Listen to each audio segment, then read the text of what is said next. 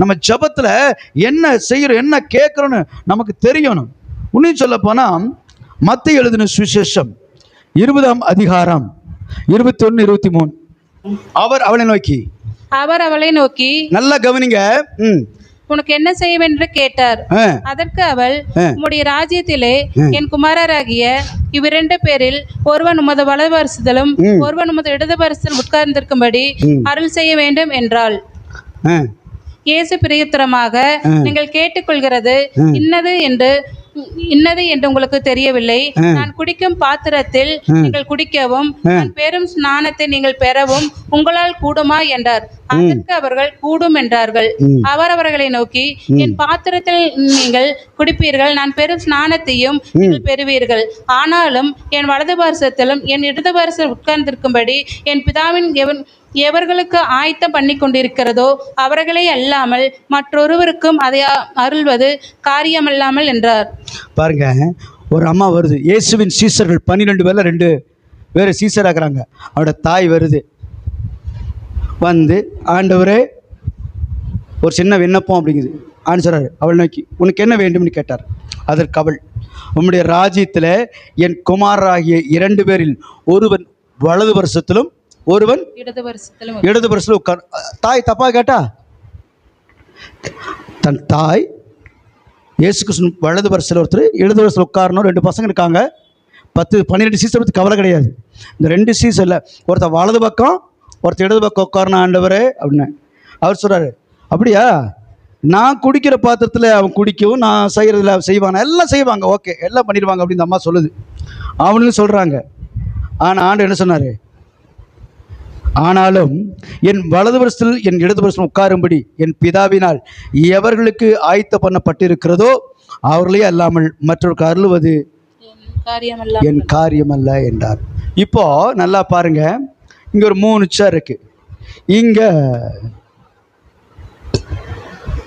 பிதா அப்படி வச்சுங்க. பிதாவோட வலது வருஷம் இது, எனக்கு இருந்தால் எனக்கு இது வலது வருஷம். இப்போ இங்கே இயேசு உட்கார்ந்துருக்கிறார். இயேசுக்கு இடது பக்கம் இருக்கிறது யாரு? இப்போ இந்த அம்மா என்ன கேட்குது? ஒன்று பிதாவை எழுப்பு, இல்லை நீ போ. புரியல உங்களுக்கு? இது இந்த இடத்துல ஒரு வலது பரத்து இயேசு நடுவில் பிதா உட்கார்ந்துருக்கிறார். வலது பரத்தில் இயேசுவானவன் நிற்கிறார். பார்க்குறோம், பைபிள் அப்படி தான் போட்டிருக்குது. இப்போ இயேசு கிறிஸ்து வலது பக்கத்தில் உட்காந்துக்கிறாரு.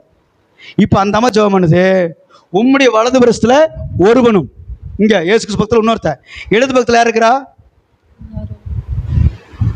இயேசுவின் இடது பக்கத்தில் யார் இருக்கிறா? பிதா தானே இருக்கிறாரு. அவரை கிளப்பிருங்குது. புரிஞ்சுதா? இது அர்த்தம் இருக்கா ஜபத்துக்கு? இப்படித்தான் என்னை அம்பானி ஆக்கிருங்க ஆண்டவரே. அப்போ அம்பானி என்ன பண்ணலாம்? அவனை வீட்டுக்கு அனுப்பிவிட்டுருங்க. என்னை அதானி ஆக்கிருங்க ஆண்டவர், அவனை என்ன பண்ணலாம்? அவனை எங்கே அனுப்பிவிட்டுருங்க. அம்பானி அதானி இல்லை, நான் தனியாக இருக்கணும், என்ன தனியாக வைங்க. ரைட்? நீங்கள் உங்கள் ஆசீர்வாதத்தை கேட்கும்போது மிக தெளிவாக கேட்கணுங்கிறக்காக தான் இந்த வசனத்தை எடுத்தேன். உங்களுக்கு புரியுதா? இந்த ஜெபம் என்ன ஆயிடுச்சு? அந்த அம்மாவுக்கு பதில் கிடைக்கவில்லை. ஜெபத்துக்கு பதில் வராத காரணம் தெரியுதா? சில நேரம் நம்ம என்ன ஜெபிக்கிறோன்னே தெரியாது. பேதுரு என் ஆட்டுக்குட்டி மேய்ப்பாயான்னு ஆட சொல்லுவார். அவர் மார்பில் சாஞ்சிட்டு அப்படியே இருக்கும்போது கேட்பார். யோவான் வருவார், ஆண்டவர் இவன் காரியம் என்ன? எப்பவுமே நமக்கு ஒரு பழக்கம் இருக்குது, நம்ம காரியத்துக்கு ஜெபம் பண்ண மாட்டோம், அடுத்தவ காரியத்துக்கே தான் ஜெபம் பண்ணிருப்போம். அது ஜெபம் பண்ணுறது நல்லது. ஆனால் முதல் நம்முடைய காரியத்துக்காக ஜெபிக்கும் போது தெளிவாக ஜெபிக்கணும். நம்ம ஜெபிக்கிறத என் ஜெபத்துக்கு நான் இதெல்லாம் பெற்றுக்கொண்டு ஒரு நாள் என் ஜெபம் வெறுமையாக போல சொல்ல முடியுமா? சில நேரம் நம்ம ஜெபத்துக்கு பதில் வராது. என்ன தெரியுமா? உதாரணத்துக்கு சொல்கிறேன். உங்கள் வீட்டில் ஒரு 5 மூட்டை அரிசி இருக்குது. ஆண்டவர் போய் ஜெபம் பண்ணுறீங்க, ஆண்டவர் எங்கள் வீட்டில் ரைஸே இல்லை ஆண்டவர், ஒரு 5 ஆண்டவர் ஒரு கொஞ்சமாவது ஒரு 1 கிலோவாவது தாங்கன்னா தருவாரா? இப்போ தான் 5 மூட்டை அனுப்பிட்டுருக்கிறாரு, அது உனக்கு தெரியல அப்படின்னு என்ன அர்த்தம்? உன் கண்கள் திறக்கப்படவில்லை. இன்னி தடவிட்டுக்கிறார். அதனால தான் ஆண்டு வெளிச்சத்தில் இருக்கிறவன் ஒரு நாளும் இடற மாட்டான். அப்ப ஆண்டவருடைய காரியம் நமக்கு இருக்கும்போது நமக்கு என்ன தேவை, எது வேணும், எது வேண்டாங்கிறது நமக்கு தெளிவா தெரியும். அத வெளிச்சம். அவர் நோக்கி பார்த்து யாவரும் பிரகாசம் அடைந்தார்கள். ஆமா, அவருடைய முகங்கள் வெட்கப்பட்டு போவதில்லை. அப்போ நம்ம ஜெபிக்கிறதும் கூட தெளிவா இருக்கும்னா, அவரை நோக்கி பார்த்து யாவரும் பிரகாசம் அடைந்தார்கள் இருக்கு. நம்ம அவருக்கு வெளிச்சத்தில் இருக்கிறோம். அவர் வெளிச்சமா இருக்கிறார். நான் அந்த பூமிக்கு உலகத்துக்கு வெளிச்சமா இருக்கிறேன்னு சொன்னாரு. வெளிச்சத்தில் அவருக்கு இருக்கும்போது டார்ச் வச்சிருக்கிறவன் கீழே விழுந்துருமா சில நேரத்துல. இந்த கூலம் ஒழுக மாட்டான் பாத்துறீங்களா? இந்த குச்சி தட்டி போறவன் அவன் ஒழுக மாட்டான். நம்ம நேரம் போய் தொப்புன்னு திரிச்சுட்டு வந்துருவான், கண்ணு தெரிஞ்சவன். ஏன் தெரியுமா? நமக்கு ஒரு மிதப்பு, நமக்கு எல்லாம் தெரியணும். அவனுக்கு அப்படி இல்லை, கண்ணு தெரியாங்கட்டி விழுந்துடக்கூடாதுன்னு கவனம் போகிறான். நீயும் அப்படியே விழுந்துடாதபடி கிறிஸ்தவ வாழ்க்கையில் பொறுமையாக ஒரு ஸ்டெப் எடுத்து வை. வாழ்க்கையில் உடனே ஓடாத, நிற்கிறேன் என்கிறவன் விழுந்து விடாதபடி எச்சரிக்கையா இருக்கிறவன் வேதம் சொல்லுது. அப்போ வேதத்தில் பாருங்க, அப்போ நம்ம ஜெபிக்கிற ஜெபம் நமக்கு பதில் வராதுக்கு காரணம் என்னன்னா, நம்ம எப்படி ஜெபிக்கணும் நமக்கு என்ன செய்யல, தெரியல. ஆனா நான் உனக்கு என்ன செய்யணும்? எனக்கு எனக்கு எனக்கு எனக்கு ஆண்டவரே எனக்கு. அவர் சொல்றாரு, எப்பா ட்ரெயின் வந்துருச்சு, நான் போகணும், சொல்லு என்ன வேணும்? எனக்கு எனக்கு எனக்கு நீ குரல் உனக்குங்கிறக்குள்ள ட்ரெயின் வச்சு அவர் ஏறி போயிட்டார். என்ன நான் சொல்றது புரியுதா? அன்பான தேவஜனமே, என்ன வேணுங்கிறது முதல்ல என்ன செய்ய நீ சொல்லுமே. இருதயத்தில் இருக்கணும்.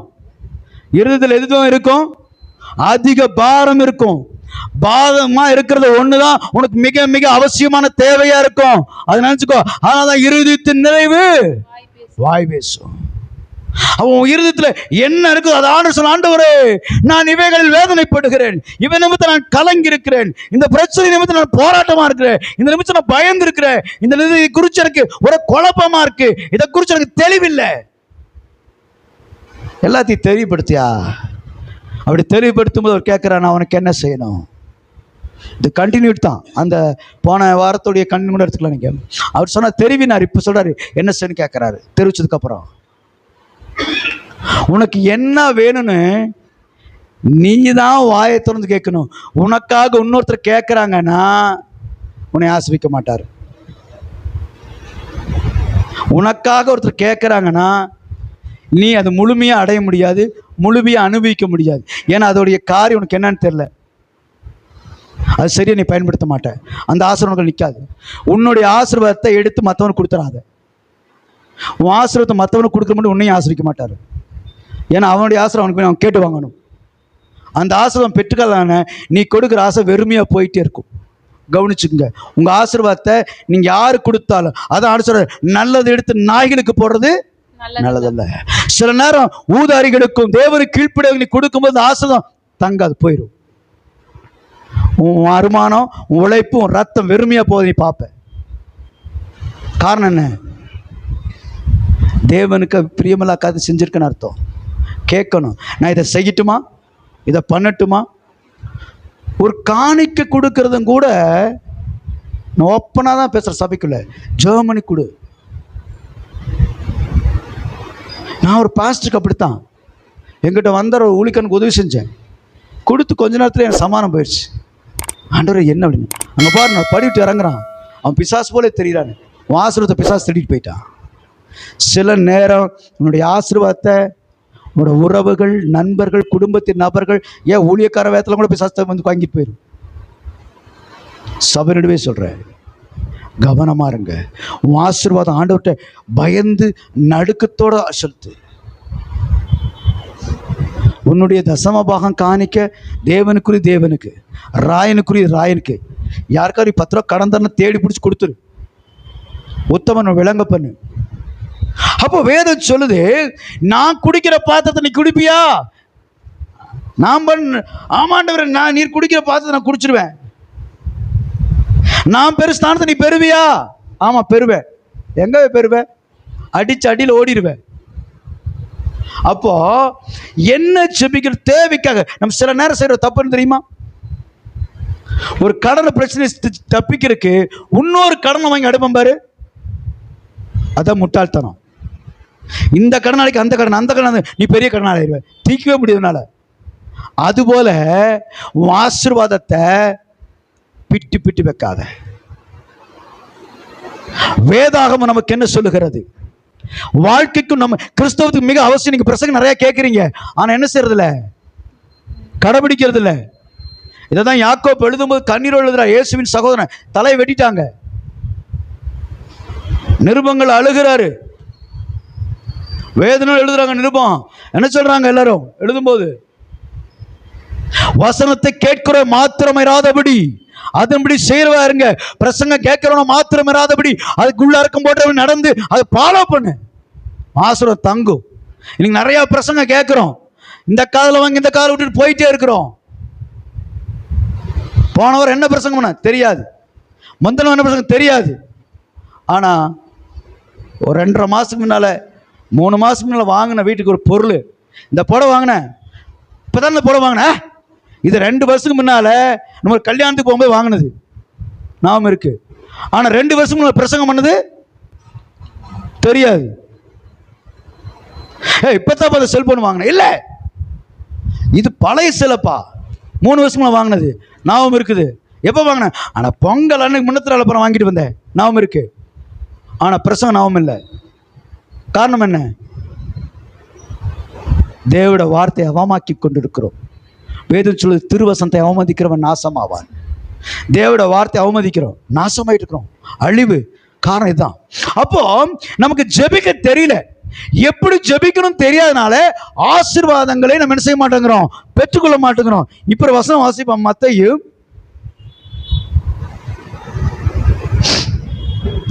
ரோமர் 8ஆம் அதிகாரம் 25-26. ரோமருக்கு எழுதின நிருபம் 8ஆம் அதிகாரம் 25-26. நாம் காணாததை திருப்பினோமாகில், நாம் காணாதை நம்பினோமாகில், அது வருகிறதுக்கு பொறுமையோட காத்திருப்போம். அது வருகிறதுக்கு பொறுமையோடு காத்திருப்போம். நல்லா கவனிங்க. நாம் காணாதை நம்பினோமாகில், எல்லாம் சொல்லுங்களேன். நாம் காணாததை நம்பினோமாகில் அது வருகிறதுக்கு பொறுமையோட காத்திருப்போம். ஆசீர்வாதம். உனக்கு ஒண்ணுமே தெரியல, எனக்கு ஒரு இது வேணும் கேட்குற, அதுக்கு வாய்ப்பை கண்ணிலே தெரியல. ஆனா என்ன செய்யணும்? பொறுமையோட காத்திருப்போம். உடனே ஃபைனான்ஸ்ல போட்டு வாங்கிடக்கூடாது. செய்யறோமா இல்லையா? அவசரம், பொறுமை இல்லை, வெயிட் பண்ண மாட்டோம். ஆண்டவர் ஜெபம் ஆண்டவர் தாரு, அவர் கொண்டு வந்து தரக்குள்ள வேற ஐடியா பண்ணிடுவோம். அதனால கடனாளி ஆயிடுவோம், பிரச்சனை மாட்டிடுவோம், ஆண்டோடைய ஆசீர்வாதம் குறைஞ்சிடும். அவன் என் பேச்சை கேட்கறதுல அவனே முயற்சி பண்ணட்டும். இன்னைக்கு அநேகருடைய வாழ்க்கை அப்படி. ஆனா அடுத்த வருஷம் சொல்லுது, அந்தபடியே ஆவியானவரும் நமது பலவீனங்களில் நமக்கு உதவி செய்கிறார். பாருங்க, ஆவியா நமக்கு உதவி செய்யறாரு.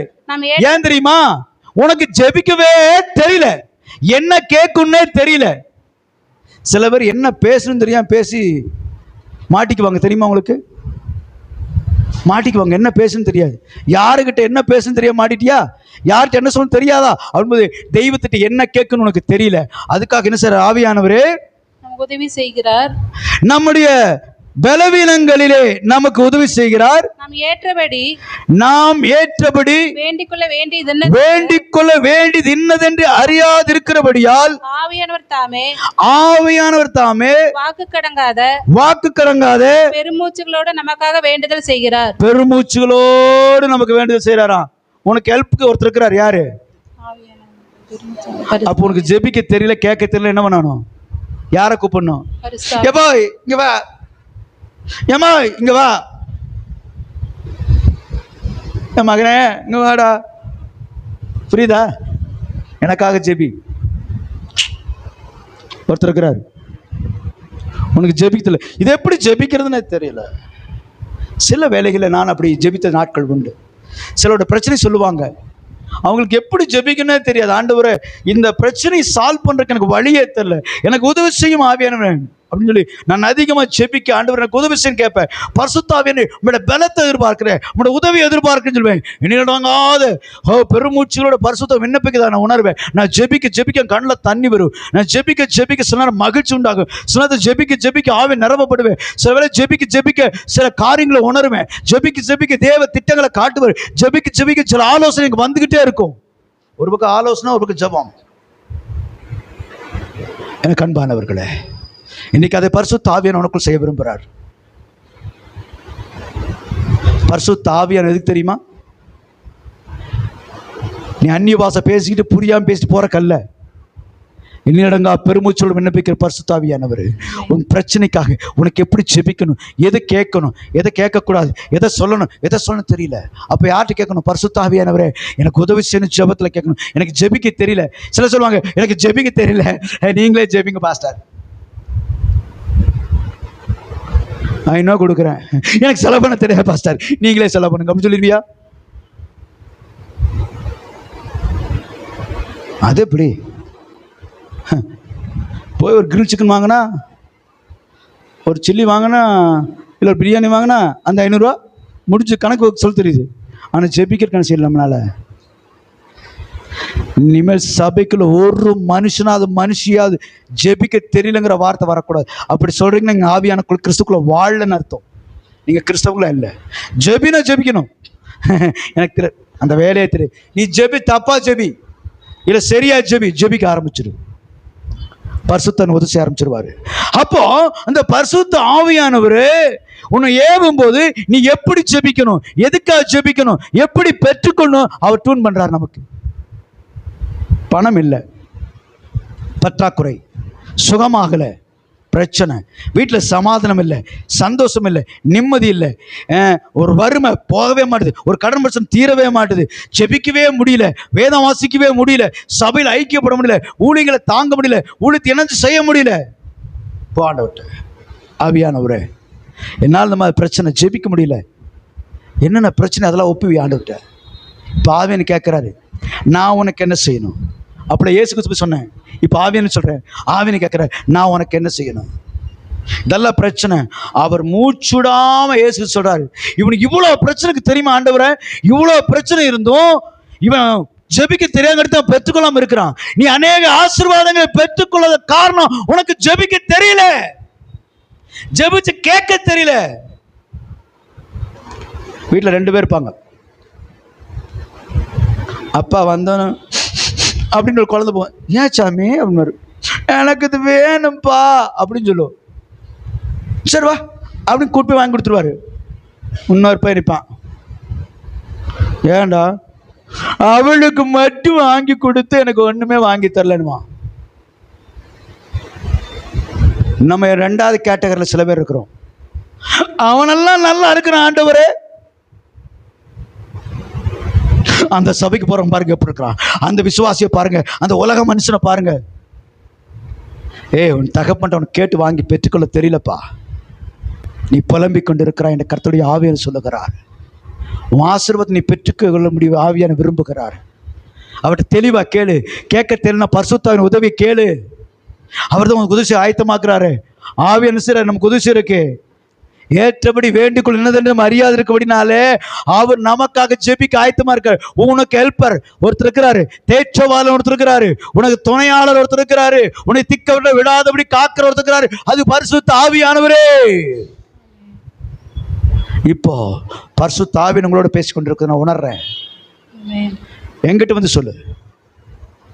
சில இடங்கள்ல போவோம், ஃபார்ம் ஃபில்அப் பண்ணிட்டு இருப்பாங்க, நமக்கு ஃபில்அப் பண்ண தெரியாது.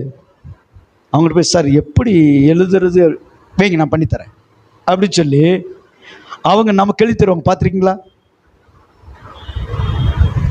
இன்றைக்கு பரிசுத்த ஆவியானவர் உனக்கு உதவி செய்ய விரும்புகிறாரு. காரணம் என்ன தெரியுமா? நீ ஆசீர்வாதமாக இருக்க விரும்பணும், நீ பெற்றுக்கொள்ளணும். ஏசுனா நான் உனக்கு என்ன செய்யணும்? இன்னைக்கு ஆவியானவரை ஆசீர்வதிக்க விரும்புகிறாரு. உன் ஆசீர்வாதத்தை பெற்றுக்கொள்வதற்கு வழிவகுத்து கொண்டு பேசிக்கொண்டு இருக்கிறார். உன் ஆசீர்வாதத்தை நீ சுதந்திரிப்பதற்கு வழிவாசி திறந்து கொண்டு இருக்கிறார். இது சாதாரணமாக வச்சுக்காதீங்க, இது ஆவியானவர் நடத்தப்படுற காரியம். உன் ஜெபத்துக்கு பதில் வராத காரணத்தை தெரிஞ்சுக்கோ. போய் கேளு, ஆண்டவர்கிட்ட நான் எப்படி ஜெபிக்கணும், பரிசுத்த ஆவியானவரே எனக்கு உதவி செய்யணும் கேளு. ஆண்டவர் என் தொழிலை எப்படி நடத்தணும் ஆண்டவர் எனக்கு தெரியல. இதெல்லாமா கேட்பாங்க. கேட்டுப்பாருயா, புதுசாக அப்டேட் பண்ணி தருவார், புது அப்டேட் பண்ணி கொடுப்பாரு. இப்போ புது வருஷன் மாதிரி ஆண்டவர் புது புது காரியங்களும் கற்றுக் கொடுப்பாரு. ஏன்னா அவர் சொல்லிட்டார், பழையவளெல்லாம் அவ்வளோதான். முதல்ல ஒரு இட்லி வந்துச்சு, குஷ்பூரில் ஒரு சினிமாக்காரி பேரில் வந்துச்சு. இன்னைக்கு வரை அது குஷ்பூரில் ஓடிட்டுக்கா இல்லையா? ஓடுதா இல்லையா? தூக்கம்தான் ஓடுது, தள்ளி விடுது அப்படின்னு. நான் தான் இப்படி தட்டி சத்தி சொல்லுவேனே, நீ எப்படி தூங்கினாலும் பார்த்துருவேனே. அப்போ அடுத்த நிலைக்கு போகிறாங்க. அன்னைக்கு ஒருத்தர் பேசணும், கப்பல் இட்லி நாள். நாங்களும் குண்டால தான் இட்லி பண்ணிட்டு இருந்தோம், முதல் குச்சி வச்சு இட்லி சுட்டு இருந்தான். அப்டேட் ஆயிடுச்சா? சாப்பிட்ற காலத்தில் அப்டேட் ஆயிடுச்சா? வாழ்ற காரியத்தை அப்டேட் பண்ற பரிசுத்த ஆவியானவர் உன்னை அடுத்த நிலைக்கு கொண்டு போக விரும்புகிறார். உன் ஆவிக்குரிய வாழ்க்கையில் அடுத்த நிலைக்கு கொண்டு போக விரும்புகிறார். இன்னும் ஜபங்கள் மாறணும்னு சொல்லி ஜபத்தை மாற்ற விரும்புகிறார். இன்னும் ஹீலிங் வேற மாதிரி மாற்ற விரும்புகிறார். உன் பரிசுத்த வேற கையில கொண்டு போக விரும்புகிறார். அவர் வேத வசனங்களை புரிந்து கொள்ள முடியும் வேற விதத்தில் உன்னை எப்படி அதை அப்டேட் பண்ணிட்டே இருக்கிறாரு. காரணம் என்ன? நீ ஆசிரதமா இருக்கணும். இப்ப ஆவியனை கேட்கிறாரு, அப்டேட் பண்ணணும்னு. எப்படி அப்படி அப்டேட் செய்யணும் சொல்லு. நீ எதில் அப்டேட் ஆகணும்? அப்டேட் மீனிங் தெரியுமா? அடுத்த நிலைக்கு போவது. ரைட்டா? சரியா தப்பா? அடுத்த பரிமாணத்துக்கு, அடுத்த நிலைக்கு நீ போகணும். நீ அப்படியே இருக்காத, தரைச்சிக்கிட்டே போயிட்டு இருக்காத. ஒரு காலத்தில் நடந்து போனவன் சைக்கிளில் போனான், சைக்கிளில் போனவன் ஸ்கூட்டரில் போனான், ஸ்கூட்டரில் போனவன் காரில் போயிட்டு இருக்கிறான், காரில் போனவன் ஃப்ளைட்டில் போயிட்டு இருக்கிறான், ஃப்ளைட்டு போனவன் தனி ஃப்ளைட்டை வாங்கிட்டான். முதல்ல சைக்கிள் வாங்குறது பெருசாக இருந்துச்சு, இன்னைக்கு அவன் ஃப்ளைட் வச்சிருக்கிறான். தன்னை அவங்க அப்டேட் பண்ணிட்டாங்க ஆசீர்வாதங்களுக்கு. ரைட்? உண்மையா இல்லையா? இன்னி நீ புலம்பிட்டா இருக்கிற, உன்னி அடுத்த நிலை மாறல, இனியும் கஷ்டம் தீரல, இனியும் 10 ரூபா தான் உண்டியில் போடுற புடக்குன்னு. ஆசீர்வாதம் வரா காரணம் என்ன? அப்டேட் ஆகலை, உன்ட வருமானம் இல்லை. ஒவ்வொரு நபருடைய ஆசீர்வாதத்தை ஆண்டவர் கேளுங்க. நான் வேலைக்கே போகிறதில்ல, பரவாயில்ல, கேளு ஆண்டவர்கிட்ட. உன் பிள்ளைகளும் கரத்தில் கொடுப்பாங்க, உன் தனி ஆசீர்வாதம் தரும். எதுக்குமே வழி இல்லை, கேளு ஆண்டவர்கிட்ட ஆசீர்வாதம் சொல்லி கேளு, உனக்குரிய ஆசீர்வாதம் வரும். கர்த்தர் அடைய ஆசீர்வாதமே ஐஸ்வரியத்தை தரும். ஆக இந்த நாட்களிலே ஆண்டவர் கேட்கிறார், நான் உங்களுக்கு என்ன செய்ய வேண்டும்? இப்படி பரிசுத்த ஆவியனை கேட்கிறாரு, நான் உனக்கு ஜெபத்துக்கு உதவி செய்கிறேன், ஜெபிப்பதுக்கு உதவி செய்கிறேன், உனக்கு என்ன வேணும் சொல்லுன்ட்டேன். நான் அதை எப்படி அப்ளை பண்ணுமோ அப்ளை பண்ணிக்கிறேன், எப்படி அவர் சொல்லணுமோ அவர் சொல்லிக்கிறேன். எனக்கு ஃபார்முலா ஃபில்அப் பண்ணதை கொண்டா நான் பண்ணிக்கிறேன், ஒன்றும் பிரச்சனை இல்லை. எப்படி எனக்கு நிறைவாக ஜெபம் பண்ணுது, பரவாயில்ல, கொண்டா, நான் வாங்கி அவர் ஒப்பிச்சிடுறேன். இதுக்கு மேலே உங்களுக்கு எப்படி ஹெல்ப் பண்ணுறதுக்கு வேறு வேலை வேணுமா? இதுக்கு மேலே நீ ஆசைக்கு ஒரு ஆசனம் பெற்றுக்கொள்ளுக்கு வேறு என்ன செய்ய முடியும் ஆண்டவர்? இப்படி நீ ஆசை பெற்றுக்கொள்ளனா தரித்திரம் ஒன்று நீங்காது, வறுமை ஒன்று போகாது, வியாதி சுகமாகாது, உன் பிரச்சனை அப்படியே தான் இருப்ப. அப்படின்னா என்ன செய்யணும்? நீ உன் பேச்சு என்ன செய்யணும்? மாறணும். ஊமையாகவே இருக்கக்கூடாது, பேசணும். அழுத பிள்ளைக்கு தான். ஆமாம், நீயும் ஆசீர்வாதத்தை கேளு. உன் தாயிட்ட கேட்க வேண்டியது, தகப்பனை கேட்க வேண்டியது, உன்னை நண்பர்கிட்ட கேட்க வேண்டியது, உன் உரிமை எதாவது இருக்கோ கேளு. தேங்க்யூ பாஸ்டர், இப்பவே போன போட்டு கடன் கட்டுறேன். ஆடா பாவி, நான் அதவா சொன்னேன்?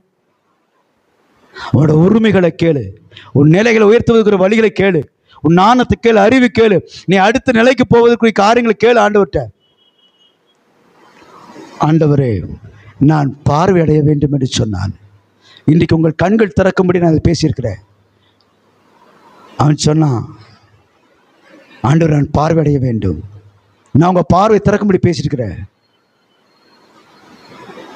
ஆண்டவர் சொன்னார், உன் விசுவாசத்தின்படி, உன் விசுவாசம் உன்னை ரட்சித்தது. இன்றைக்கு செய்தி கேட்குற, உன் விசுவாசம் உன்னை ரட்சிக்குதா இல்லை உன் விசுவாசம் உன்னை பட்சிக்குதா? நீ தான் முடிவு பண்ணணும். ஏன்னா அவர் சொல்லிட்டார். அப்போ உன் ஆசீர்வாதத்துக்கு மேலே நீ தான் காவல், உன் ஆசீர்வாதத்தை நீ தான், உன் ஆசீர்வாதத்தை நீ தான் என் பிளான் பண்ணும். நான் படித்து முடிச்சு என் வேலை இங்கே நிற்கும் இந்த டிபார்ட்மெண்ட்டில். அதுக்கு பணமெல்லாம் கொடுக்கணும் பாஸ்டர். அவன் ஒன்றுமே கொடுக்கலையா, ஆண்டவர் கொடுத்துட்டாரு. நீ என்ன செலுத்த வேண்டாம். ஆண்டவர் உனக்காய் கிரயம் செலுத்த ரத்தத்தை சிந்தி ஜீவனை கொடுத்தவரே, மற்றதை அருளாதிருப்பது எப்படி? இந்த காலவெளியில உன்னோட தேவைகளை மட்டும் சொல்லு, அவர் பார்த்துக்குவாரு. நீ புலம்பாத. உன் புலம்புலன்னு அது எப்படி ஆண்டவரே முடியும்? அது உன்னோட பிரச்சனை. அதை பற்றி நீ ஃபீல் பண்ணாத. ஃபீல் பண்ண வேண்டியது அவரு. யாரு? நான் இந்த காலேஜில் படிக்கணும்பா, பணம் எங்கேருந்து வந்துச்சு? நீ சம்பாரிச்சு வச்சிருந்த? எப்படி தகப்பனார் செட் பண்ணி கொடுக்கல? என்னப்பா இந்த பொருள் வாங்கணும், பணம் எப்படி வந்துச்சு? இதை செய்யணும், எப்படி வந்து பணம்? இந்த கார் செய்யணும், எது? எல்லாம் தேவனுடைய கரத்திலிருந்து வருது. நான் சம்பாரிச்சு வச்சிருந்தேன். அந்த சம்பாதிக்கிறதுக்கு பலன் யார் கொடுத்தா? இந்த அன்னைக்கு இது வேணும், உன்னை ஆயத்தப்படுத்தினாரு. இப்போ எதிர்காலத்தை நீ தான் தீர்மானிக்கணும். நம்ம ஜெபிக்க போறோம், அதனால இவன் எதிர்காலத்தை நீ தான் முடிவு பண்ணணும். உன் ஆசீர்வாதத்தை நீ தான் பெற்றுக்கொள்ளணும். உன் ஆசீர்வாதத்தை நீ இப்போ என்ன செய்யணும்? வாயை திறந்து. அவன் பக்கத்தில் இருக்கிறவன் கோபிச்சுக்குவான். அவன் கிடக்குறான், அவன் தத்திரம் முடிச்சுவேன். அவன் கேட்கவும் மாட்டான், உனக்கு கேட்க விட மாட்டான். இப்படியே பார்ப்பான். இவனும் ஜெபிக்க மாட்டான். அவனை ஜெபிக்கிற பார்த்து இவன் அவனை பார்த்து ஆப்பாயிருப்பான். ஏன்னா தப்பாக நினச்சிக்குவான். இதெல்லாம் பிசாசு தந்திரம். உன் தட்டில் உள்ளதை, உனக்குரிய ஆசீர்வாதத்தை நீ சாப்பிடணும். அது உன் கையின் பிரசத்தை நீ சாப்பிடுவாய். இப்போ உங்கள் ஆசீர்வாத நேரம், உங்களுக்கு முன்பாக ஆசீர்வாதம் வந்திருக்குது. நீங்கள் எடுத்துக்கிற நேரம். இப்போ நீங்கள் எல்லாரும் எழுந்துச்சு நின்று ஆசீர்வாதம் போகிறீங்க, சுந்தரிக்க போகிறீங்க.